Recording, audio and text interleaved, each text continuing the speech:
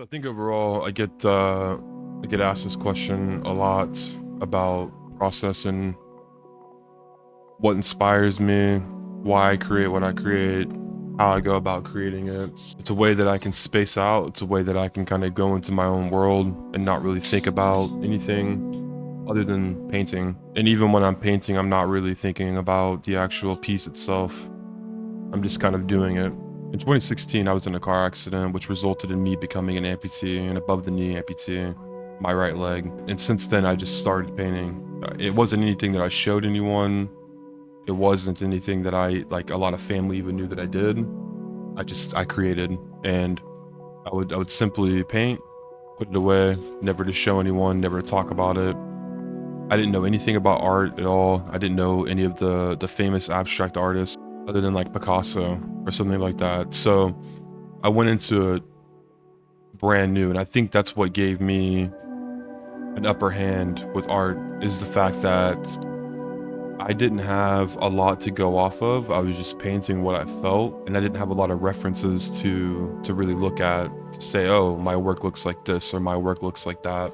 It wasn't until about 2 years ago where I started to learn the history of art and some of the famous people that have influenced the not only in abstract but in modern art itself, or just the entire art movement.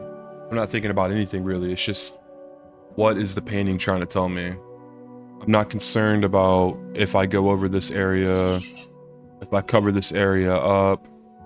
I'm not worried about what's happening with the painting. I'm allowing it to have a life of its own. And I think that's what helps me in my process, because in life, I'm very uh, critical, and I critique a lot. I mean, even this setup right now, me filming this. I mean, I'm not a professional photographer or a videographer or anything like that, but it took me just to hit play to actually do this, because I was like, man, my lighting's messed up. I don't like that you can see the mic. My studio's in the background. It's a little messy. But yeah, so in art, I'm not as critical. In art, I am a little bit more free. I allow myself to just create. Now, of course, I have to be somewhat satisfied with the final project, and that's why you'll see in this painting, it goes through so many different lives where maybe I could have stopped. Maybe, maybe it looked good in certain places or certain periods of its life, and I just kept going. And this isn't me saying this just to say it, but I genuinely, up until recently, it took a lot for me to actually like my paintings. It took a lot for me to actually say, okay, I'm a good artist. I'm okay. I'm very critical of myself, and it took me a long time for me to take on the title as saying I'm an artist. Not even like my close family and friends even knew I painted. It was just something that I did. And it wasn't until I found a mentor who looked at my work, and I hired him originally to teach me how to do some painting. And it was like during COVID, so it was like a Zoom call. He's based in New York. I was based in Florida at the time. And one of the prerequisites for the meeting or for the mentorship, for him to teach me how to paint, I don't even know if it was a mentorship actually, now that I'm thinking about it. It was more of just a teaching. So he was my teacher. So one of the prerequisites for that was he wanted to see some of my work. And I sent him over some stuff. And his first response to me was, "Where did you graduate from art school?" And I told him I didn't. I had no history in art as far as any type of educational or formal training. I didn't have any formal training at all. So that was a big push for me, I guess, my quote unquote ego, or just allowing myself to think that I'm decent at painting and creating art. A lot of it was just, let me teach you about art. Let me show you the history of art. Let me show you where some of your art resembles other artists. The main artist that people think influences my art is Jackson Pollock, which when I first started painting, I didn't know who he was. I had no idea who he was, and my style has changed over the years, but I don't think it's changed in the sense of when I learned who he was and when I started looking at his body of work. I think it's changed because as an artist, I've grown.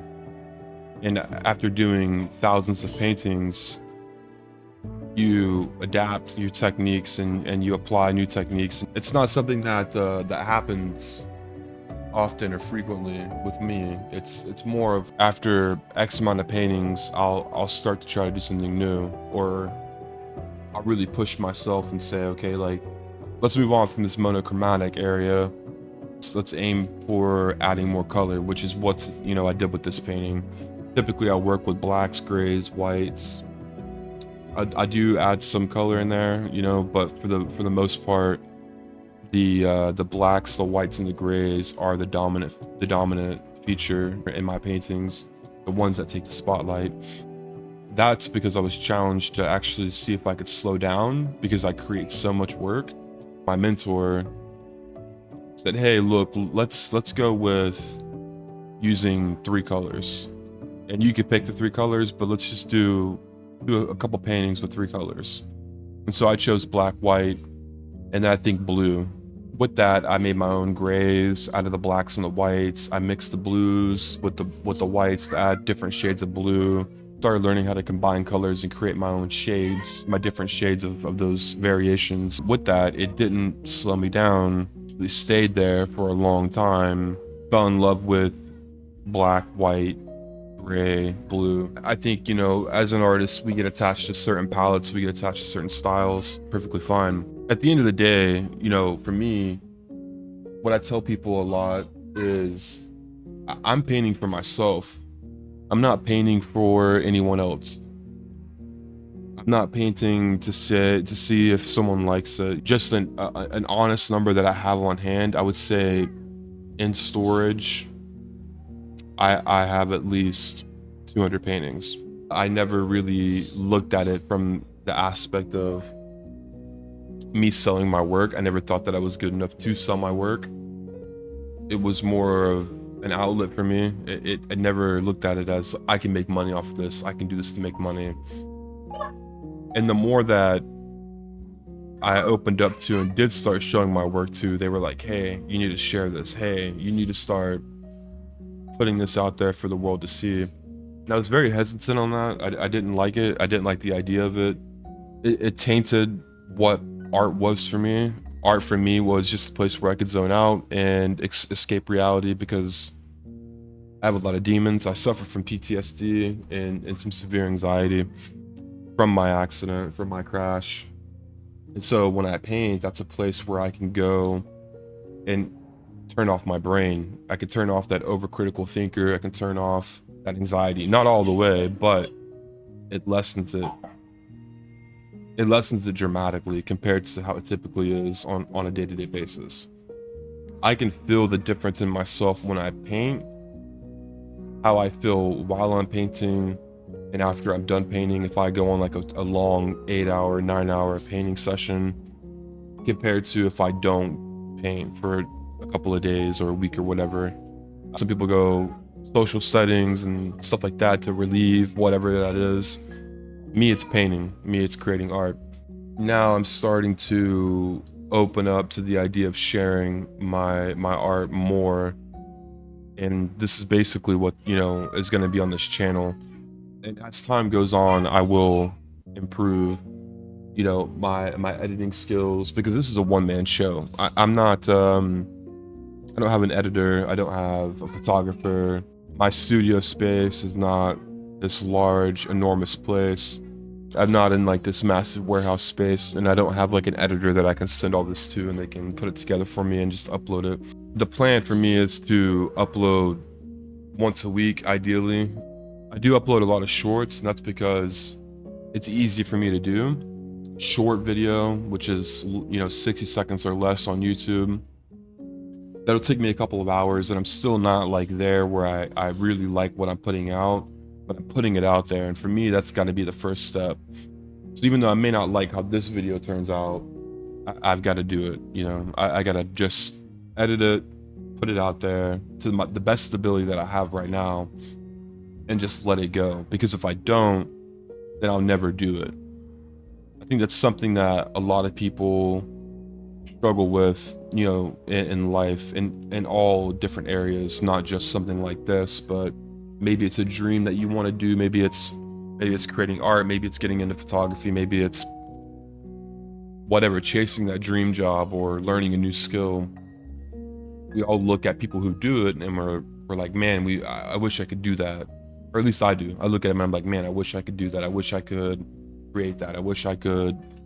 And I think, you know, obviously starting is obviously the beginning point, right? That person didn't just wake up one day and have that skill set and be able to do what they're doing. It's time, repetition, it's learning as you go. And I think that's something that art has taught me as well. So, you know, this is going to be a journey, and I'm excited to see where it goes. So basically in this video, you'll see that the painting takes a lot of forms of life. It goes through a lot of different stages. See how it evolves. And this painting probably took me, if I put it in an hour form, I'd say probably somewhere in like 140 hours maybe of painting. And that's doing like 4 to 6 hours a day, sometimes 8 hours a day on it. You know, there's some paintings that you can just burn through.